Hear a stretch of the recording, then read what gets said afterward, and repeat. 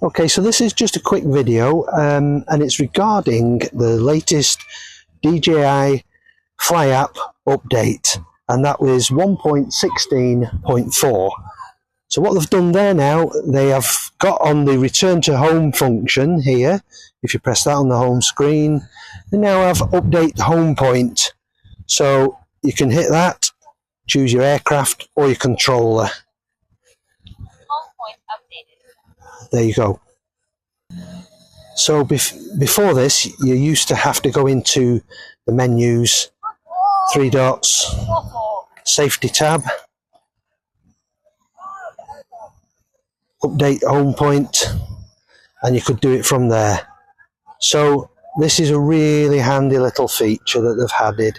So that also goes then with the waypoint one that is there and the active track that is also there on the front screen. Yeah, that's a decent update, that.